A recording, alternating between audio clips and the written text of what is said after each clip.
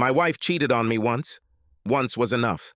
I'm sure she thought she had everything under control and was very surprised at how I handled it.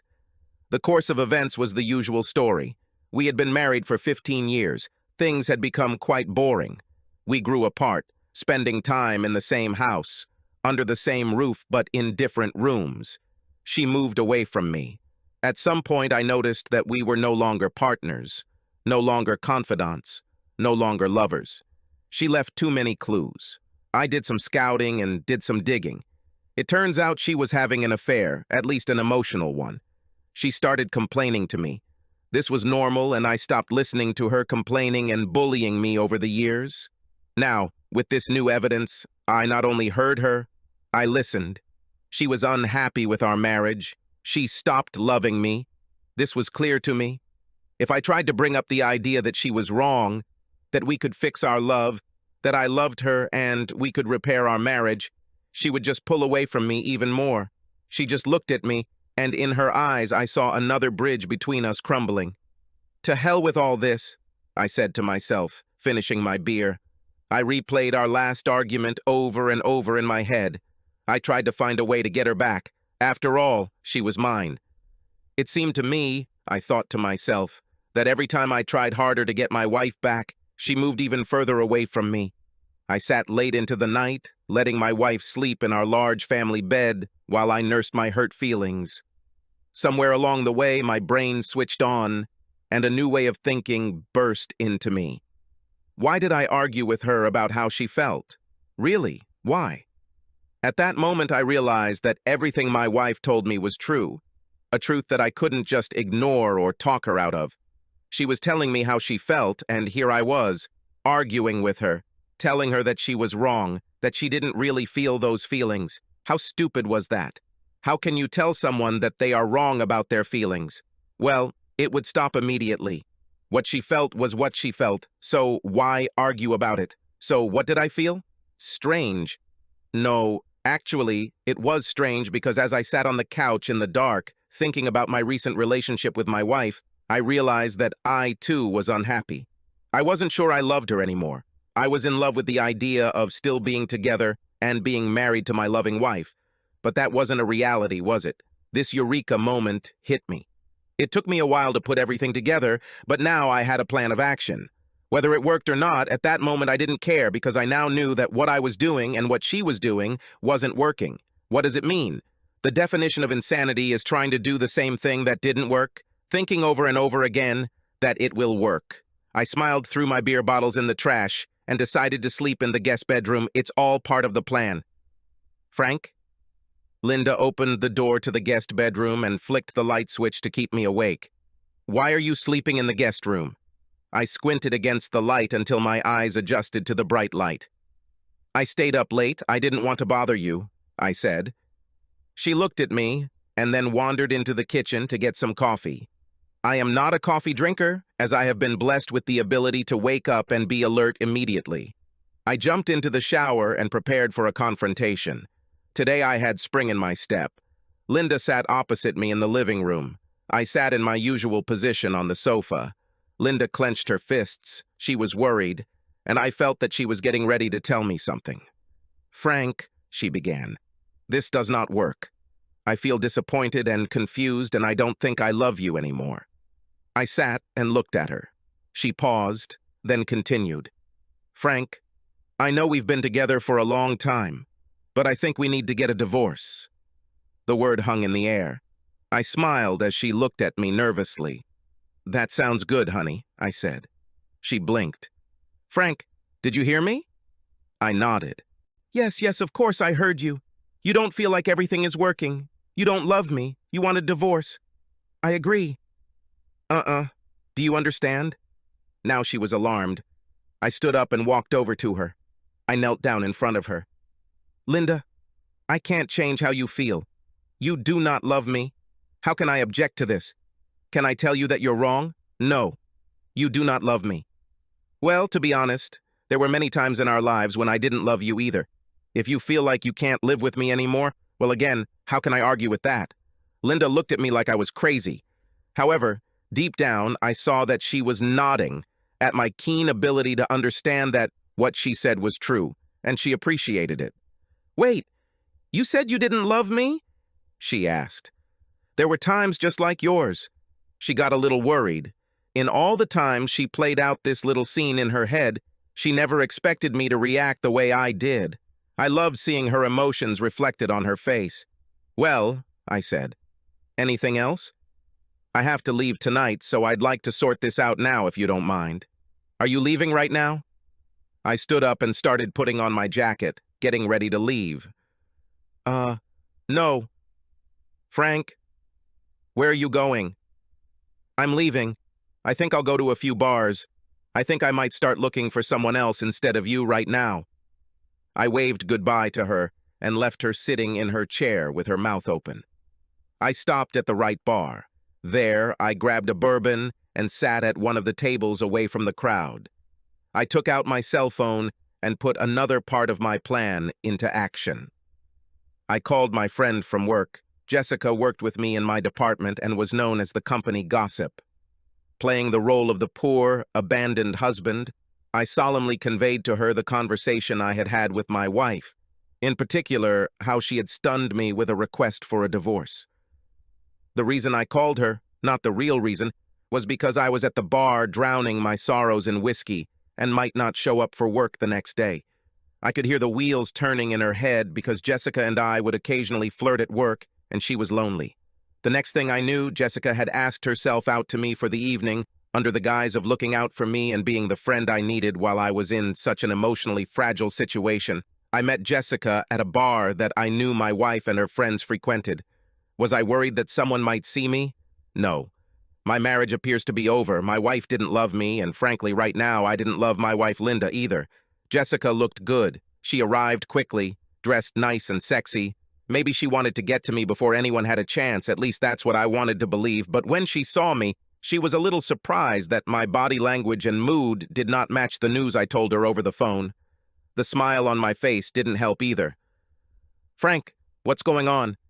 She sat down next to me with a gloomy expression on her face. I raised my hand and pointed to my ring finger, which was now exposed. She wants a divorce. That's how she feels. Why should I fight this? I called the waiter and ordered another one. Jessica ordered her usual Cosmo. "Frank, on the phone you seemed more broken." "Jess, we haven't been happy for a while now. I finally realized that maybe I don't love her the way I used to. She wants this divorce from me, so you know what? I'm not going to fight it. Does she want to leave? Fine. I'm not going to lie alone, forgotten, and unloved." Jessica took a long sip of her cocktail. She sat and looked at me. Now I realized that I was influencing this woman. Whatever my feelings about it, I noticed that it confused her. "Maybe we can dance?" I didn't wait for her answer. I just grabbed her hand and led her to the dance floor. "Frank, what are you going to do?" I hugged her tighter to me. "I'm going to give her everything she thinks she wants. I'm going to do whatever I want. Right now, I want to dance with you. In fact, I've been wanting to dance with you for a long time. Now I can do it." She looked into my eyes and smiled. "If you're trying to take revenge on her?" I raised an eyebrow. "Maybe." She pressed her whole body against me. She felt good and warm. "That suits me," she sighed. We lost track of time. It was so nice not having to worry about calling home to let Linda know when I'd be back.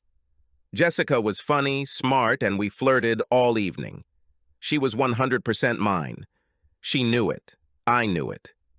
But I didn't take her with me, although it was really nice to know that someone wanted me. My wife hurt my ego, and Jessica supported it. Moreover, I would say that Jessica was a more attractive woman than Linda. We kissed in the parking lot of her car. I opened the door for her and smiled. "See you at work tomorrow." She nodded. I made it clear that I needed to have some fun right now, and I had no intention of pinning another woman down. In my not-so-subtle sense, which Jessica understood, I was now looking for someone for myself. I'm sure that by the end of work tomorrow, all the women in the company will know about it. I'd like to tell you that I'm a laid-back man, but the truth was that I was looking forward to rubbing some of Linda's nose with it. "Where have you been?" Linda attacked me when I entered the house. She was in bed, but as soon as she heard me come in, She came out to see me. I put my coat in the closet and began to undress before going to bed. "I was walking," I said. "I told you I'm leaving. Why should you care?" Frank, I was a little worried that you might have done something bad to yourself." I smiled at her. "Linda, I know how you feel. It suits me. You want a divorce? I will gladly give you a divorce. Far be it from me to force you to live a life with someone you no longer love." I grabbed my pillow and clothes the next morning and headed to the guest room. "Frank?" Linda called out to me hesitantly. I stopped, transferring my things to my other hand. "What?" She lowered her eyes. She couldn't look me in the face. "I don't understand this. I mean, you don't have to sleep in a different bed. Are you suggesting that you sleep on another bed? Will you move out of our bedroom?" I didn't want to make it easy for her. She gasped and wiped away a tear. I didn't mean that. I mean, you can share my bed. That is, if you want to. If you don't want that, well, I guess I could move to another room." She was excited. The thought of actually moving out of her bedroom was something she never expected. She held her breath in fear that I would force her to do just that. I put her out of her misery. "Well, this bed is more comfortable. I'll stay here with you if it doesn't cause you too much trouble." Her face brightened. "Oh yes, that will be wonderful. I mean, it's not a problem for me." "Okay then," I said, and threw the pillow back on the bed. She wanted to talk, but I was too tired and told her to go to bed. "We'll have time to talk later." And sure enough, by the next evening, 3 more women at work had proposed to me. I even had a friend give me his sister's number. She was a widow and had difficulty finding someone to date. I set up dates for the coming week with all 4 girls and repeated with Jessica. I deliberately left tonight free because I had to talk to Linda. We needed to figure everything out. I guess she needed to live her life. I returned to the house and ran into Linda. "Carol saw you last night at the bar. She said you were with a woman." "Who the hell was she? What did you do together?" "Carol said you two were very comfortable with each other. I might explode at her. I could have yelled at her, called her a slut for walking around, talking to men, neglecting me, moving away from me. But I didn't." I smiled and told her that I would answer her questions after I changed. She tried to challenge me, but I ignored her and went to change into my lounge clothes. As I got more comfortable, I noticed that Linda was looking at me intently. She was ready for a fight. Her eyes were close to tears, but her body was tense with rage. "It was Jessica from the job I work with," I told her. I didn't deny it. I'm sure she thought I would start to wriggle out, but I didn't. "What did you do together?" she asked accusingly. I looked at her and simply said, "We were on a date." "On a date?" she squealed. I nodded and still sat calmly in my seat. "You have no right. We are married. What makes you think you can do this?" I stood up, grabbed a drink from the kitchen, and sat down again. She was still standing, staring at me, waiting for my answer. "Why should you care?" I asked. She stared at me, her mouth open. "We are married. You want to get a divorce, don't you?" She nodded, unsure of her voice. "You said you don't love me, right?" "I said I'm not in love with you," she corrected me. "And I agree with you, Linda. You're not in love with me anymore, so why don't I go and look for love from someone else? You want a divorce? You don't love me, what does that give me? What incentive do I have to stay here with you?" She sat down, actually sank into her chair. "What will people say? Don't you understand what this looks like? Right now, Carol is talking all over town about my husband dating some slut." "Don't you dare call Jessica a slut," I growled. She was a perfect lady and I was a gentleman last night. She deliberately went on a date with a married man. I call it a slut. "So," I said angrily, standing up and pacing the room in front of her. "She's single, and if she's a slut, what would you call a married woman who knowingly dates other men without her husband's knowledge?" Linda stared at me. She couldn't say anything. I saw how her thoughts worked. "How much does he know?" she thought in panic. "What does this have to do with me?" She exploded. I just looked at her. Time dragged on endlessly. I was silent. She saw it in my face. I knew. Her body began to shake. How? How much do you know? Enough, I shouted. Whether you had sex with them, I really don't care. You see, my dear, this marriage ended when you decided to take me out of the game. I'm not going to cry about it. I'm moving on. I'm going to take care of myself, considering I don't get support from my wife at home. I got up and went to the kitchen. Dinner was not ready. I decided to do something for myself. She could cook for herself. A little later, she came into the kitchen and watched me finish my dinner. I'm very sorry, she told me. I put the dishes away and turned to her. I think you should know that I have plans for the rest of the week, so don't expect me home early. If you prefer, I can sleep in the guest room. She didn't answer me. I went upstairs to go to bed. I decided to sleep in the guest room. I'm sure Linda didn't sleep well. I met Christina after work. She was a cute blonde, about 35, divorced, with 2 children. We chatted over coffee and then did something really stupid. I took her to play laser tag, is a team military tactical game using safe laser weapons and sensors that record hits. Sensors are placed on vests, helmets, or headbands. Yes, it was us. 2 adults against 10 teenagers who all turned on us and continued to destroy us at the beginning of each game. Christina loved it. I loved sitting and talking to her after we were killed, waiting for the next game to start. At some point during the last game, we both got killed. We both fell side by side and played dead. I pulled her towards me as we lay there and kissed her. She kissed me back. We then had a nice dinner, and soon I walked her back to her house, where we kissed goodbye. She said goodbye to me before we moved on to anything other than kissing, and made me promise to ask her out again, soon. I expected another confrontation with Linda when I returned, but strangely enough, she was subdued. "Hello?" she said. I smiled and greeted her as I undressed after the date. "Looks like you had a good time?" she told me. Her emotions were hidden. "That's right. Thanks for noticing. How was your evening?" We talked. For the first time in months, we sat down and talked late into the night. I listened to her, and she listened to me. "I've never had sex with anyone else, Frank." "I swear to you," she admitted. "I've kissed several men and shared my thoughts and feelings with Justin at work. He wanted more from me, but I wasn't ready. Linda, I'm sure we're both guilty of this, but even though you didn't actually have sex with anyone else, you still deceived me. We were a team. I'm glad you stopped yourself from cheating on me before asking me for a divorce. I really respect you for that. I should have listened to your feelings, but instead I started arguing with them." "Yes," she agreed. We sat in silence for some time. "Frank, I'm confused right now. I don't know if I want a divorce." I smiled. "You'll let me know when you find out everything. I'm not kicking you out of the house, and I don't plan to leave it anytime soon." "Frank." I had already gotten up and was about to go to bed. "Are you still going to date Jessica?" "Yes. I'm dating her now, and with others too.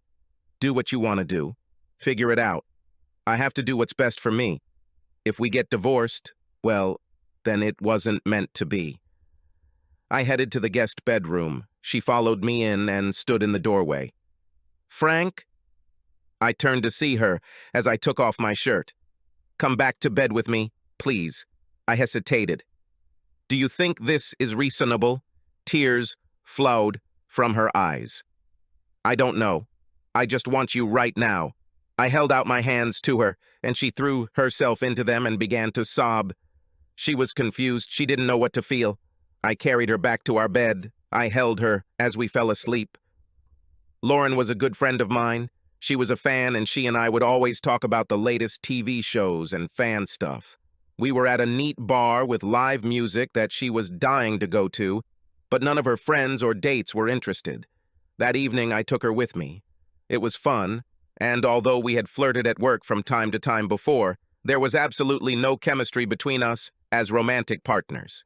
We had fun, but we were only friends. It was enough for both of us, and I returned home early. I pulled up to the house and found a car parked in the driveway. My jealousy reared its ugly head for a moment, but I calmed down and repeated to myself that everything would be as it would be. It doesn't make sense, does it? I learned this from my psychiatrist when I was being treated for my fear of flying.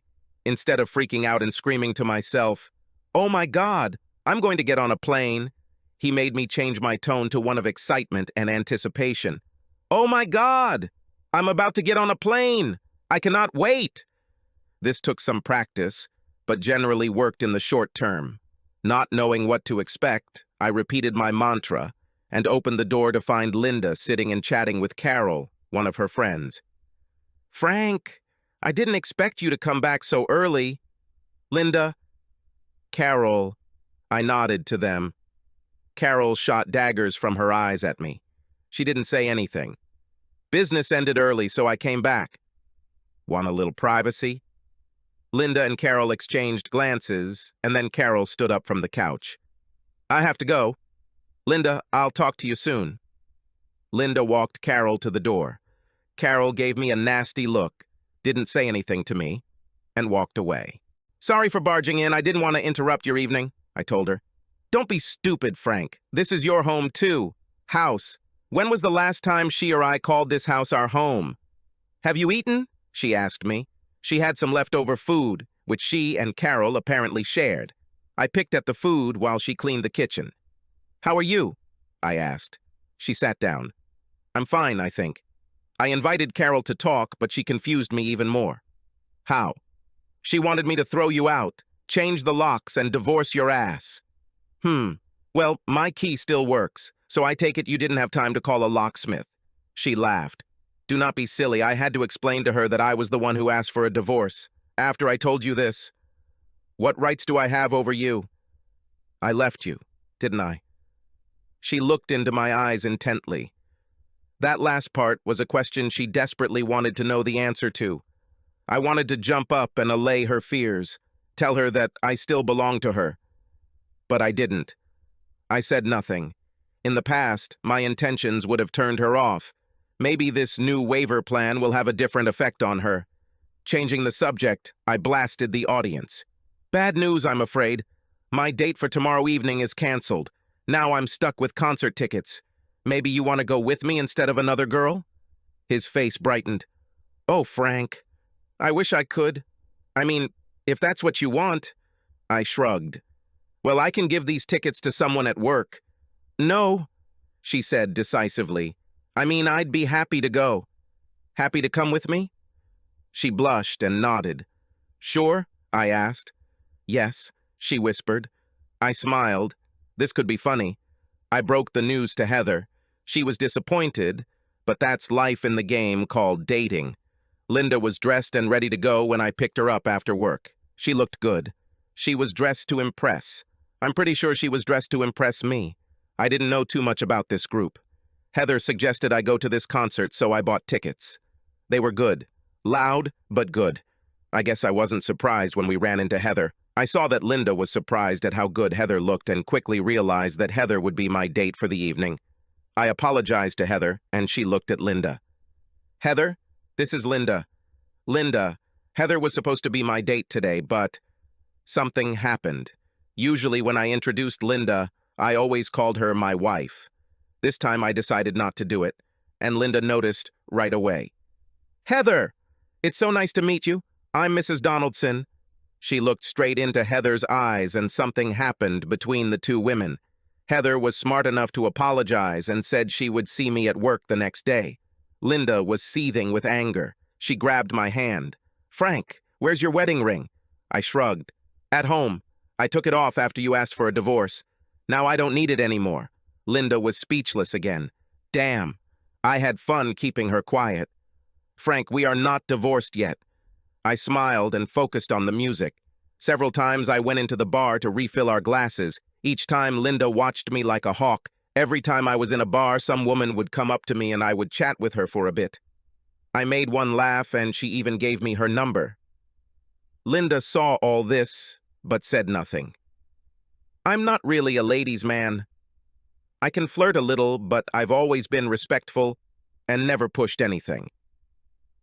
After Linda asked me for a divorce, I allowed myself to be free. I discovered that I had a pretty crude skill at flirting, and now that my inhibitions were gone, I found that I didn't have to hold back. I wasn't the best-looking guy around, but I always had the ability to be witty, and I found that women seemed to appreciate my humor and frankness. Linda saw me in action for the first time in a long time.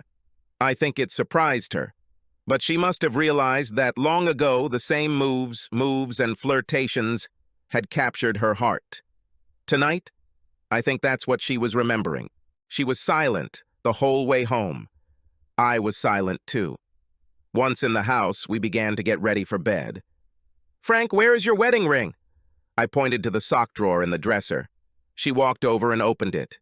Reaching out, she grabbed the gold ring and pulled it out. She looked at him, then at me. The weight of the symbol hit her, and her eyes filled with tears. "Now it's yours," I told her. "I think you should throw it away or sell it." She looked at me. "What should I do with him?" she asked, stammeringly. "I think whatever you want. The ring is a symbol of our love for each other, our marriage.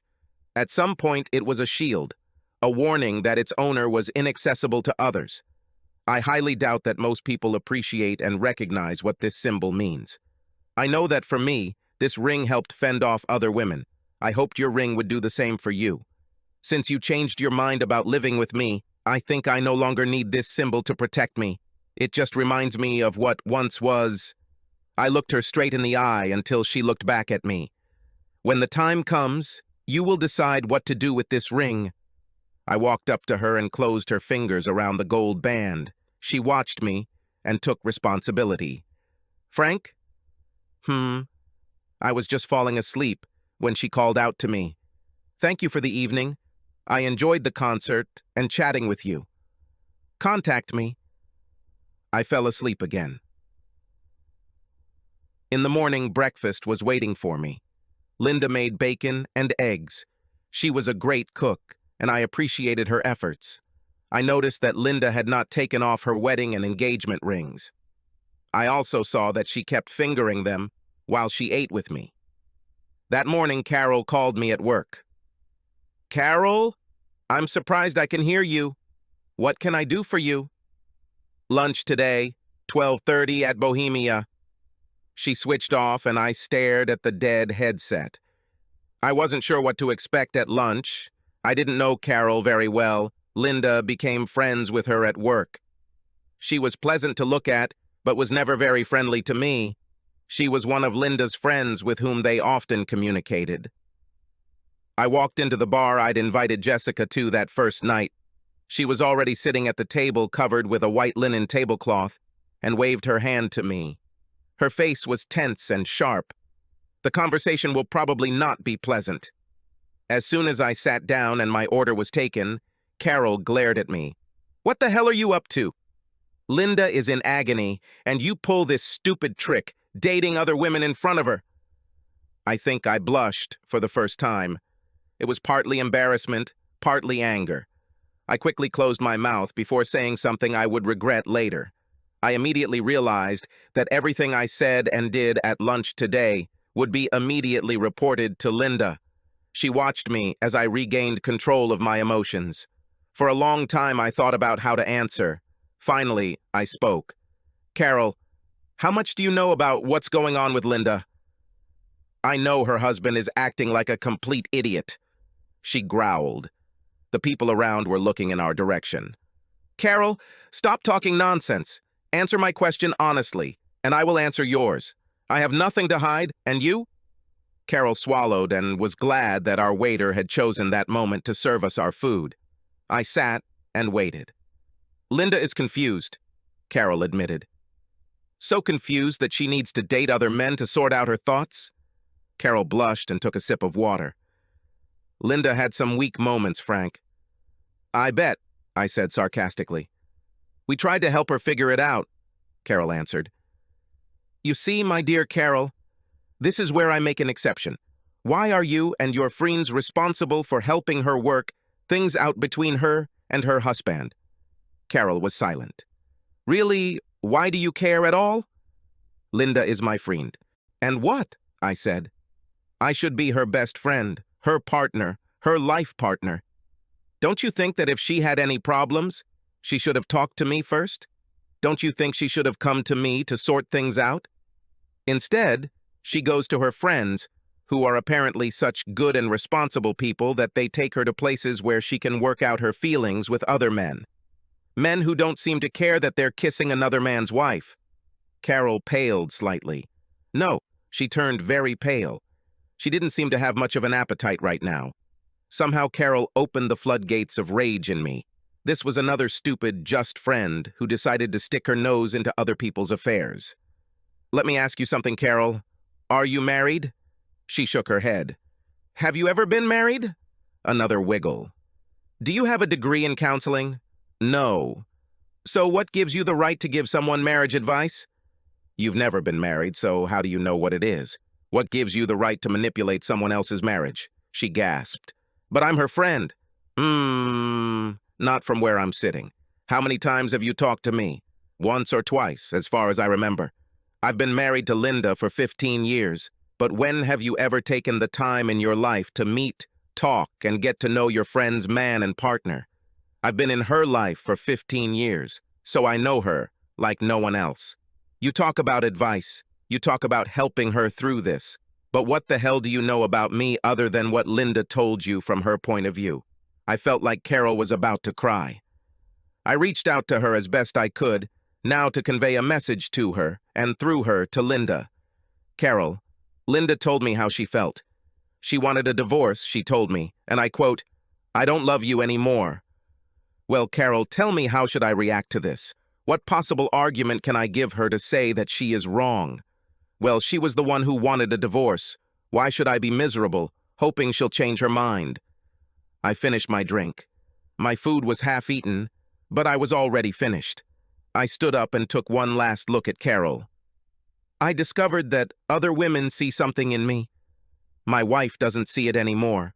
She pushed me away. I didn't push her away. I'm not going to cancel my life because my partner is confused and doesn't want me anymore. I'm trying to move on. How she feels about it is her own business. I no longer try to convince her and tell her how she should feel. Now I can accept it. With that last statement, I walked away before Carol could say anything else. I knew that as soon as I left the restaurant, she would be on the phone with Linda. At that moment, I had a lot to think about. This evening, I was going to meet Janet. Everything went very well with Janet. Janet was different from the others.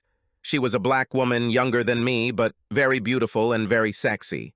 We were very polite and civil when she first joined our group, but there was a moment a few months later when I was telling a rather risque joke to some guys when Janet came into the room behind me to hear my rather flamboyant punchline. The men around me noticed her, and they all held their breath as I turned to see her shocked face. I smiled at her with a rather mischievous smile and said, Admit it, this is both true and funny. She stood there for a moment with an, I can't believe that white boy just said that to me expression, and then burst out laughing with me. From that point on, she became one of the guys. But by the end of my date with her, she was a real woman. Janet allowed me to go further than my other dates, and at the very last moment, I was the one who turned down her offer to stay the night. As much as I wanted it, there were problems with Linda that needed to be resolved before I could sleep with another woman. Frank? Linda asked when I got into bed. Yes? Frank, I need you to take a shower. For what? It was dark. The lights were off, but Linda's voice was breaking. I heard her sobbing. Please, Frank, if you don't take a shower, then I'll have to ask you to go to the guest room to sleep. I was confused. What's happening? I turned on the bedside lamp and saw my wife. Her face was red and her eyes were wet. She couldn't look me in the eye. Please, Frank, you can come back to our bed, but I ask you to please take a shower. What's wrong? I always shower in the morning, honey. You know that. She turned away from me. She turned her whole body away from me. You smell like her. About? I had Janet's scent on me. Yes. I got out of bed. I felt like crap. I looked at her. She was still turned away from me. I'm sorry. I didn't understand. Look, if you want me to go to the guest room, I can do it. No, she sobbed. I want you to come back to our bed. Frank, I can't stand the fact that you're wearing someone else's scent. I just cannot. I'm sorry. I want you in our bed. It's bad enough knowing you're seeing other people. I I can pretend you're going out with guys. I can ignore my friends telling me who they saw you with. I might even meet them like that Heather girl and tell myself that you're just friends. But now I know. I can smell her. I can say, I want you to come back to our bed, but only after you take a shower. I can't stand the smell of her on you. I walked over to her side of the bed. I didn't linger. I leaned over and kissed her forehead. I'm sorry. I wasn't very attentive. Let me take a shower and I'll go back to our bed. The next morning was Saturday, and I overslept. It's been a long week for me. Going out every evening made me realize my age. I was hoping I wouldn't come down with a cold or something like that. Linda woke me up with breakfast. Then she asked me what my plans were. I don't have anything for the weekend, I told her. Frank! I was still sitting at the kitchen table. What? Frank! She put her hand in her pocket and pulled out something. She came up to me and knelt down in front of me. She opened her palm, and inside, I saw my wedding ring. She grabbed my hand and looked up at me. Frank, I want to work on our marriage. I think maybe I haven't thought this through. She carefully began to place the ring on my finger. I let her. I still love you. She was on her knees, waiting for me to say something. Finally, I spoke. Do you really feel this way? She nodded. No divorce? She nodded vigorously again. What about other men? There is no one but you. That's it for you. Now comes the most delicate part. You all will probably think I'm crazy for this, but I went ahead anyway. You have to understand that I will still date other women from time to time. Linda swallowed. We sat like that for a long time. Our gazes met each other. During this whole process, I learned something about my wife. I was confident of the outcome. Finally, she nodded. I guess I shouldn't be surprised, she said. I think I'm in love with you too, I told her. I grabbed her and kissed her. I kissed her deeply. She kissed me back. Linda, it turned out, had low self-esteem. I treated her well. Well, not exactly. Over the years, we have grown apart from each other. My biggest mistake was not acknowledging how she felt. Every time she told me how she felt, I contradicted her. Do you know how harmful this is? How arrogant of someone to tell another person that what they feel is not true. All this did was build up her resentment and hostility towards me. Over time, I got her to the point where she stopped appreciating what she had. Actually, maybe it's my fault, but over time we changed. Well, she changed, I never changed. So why would I want to go back to who I was before? I played a guess. She wanted me to come back, but we've both changed. She now knew that there were others behind the scenes ready to replace her if she decided to go her own way. Do you have to date others? She whined. I'm not going to date other men. I looked at her and smiled. Yes, I will do it from time to time. You may be my wife, but I am your husband. Don't forget about this, and I won't forget about you. She smiled. Yes, she smiled. Take me to bed and show me what I was missing. Show me what all these other girls got from you. Do you think you have what I need? I asked. I'll just show you my love and maybe make you so tired that you won't have any strength left for any other woman. I picked her up and carried her into the bedroom. I lowered her onto the bed and we both peeled off our clothes with a sense of urgency that almost panicked. Our lust and passion exploded as I took her. Then she took me. Then she took me again. Somewhere along the way, she realized from my stamina that I hadn't slept with any of the other women. After 15 years, my wife knows what I can do in bed. She wore a knowing smile for the rest of the day. I said nothing. What happened on my dates was a topic I didn't bring up. She didn't do that either. It was an episode in our lives that is best left in the past. For my part, I now did not ask her about the men with whom she kissed and talked. My wife now looks at me with a certain amount of awe and respect. I never would have believed that my plan would work. It wasn't a very good plan. At first, I was simply too stubborn to give her the satisfaction of seeing her destroy her husband with her hurtful words and request for a divorce. When I saw how she reacted and accepted that I was seeing other women, while she stayed at home waiting for me, I took my plan further. I won it back by moving away from her. What you don't have is what you want most. What you have is what you want least. These are the words I live by now. Having freed her and me, we are now more together than before. So am I dating others? I haven't had to do this yet. The first sign that Linda is returning to her old self will lead to my next date. I know it. She knows this, and together we work to not just listen to each other, but to hear. Subscribe to our channel so that your second chaff doesn't cheat on you, and go ahead and listen to the next story, because this story is nothing compared to the next one. If you're under 18, don't even think about listening to the next one.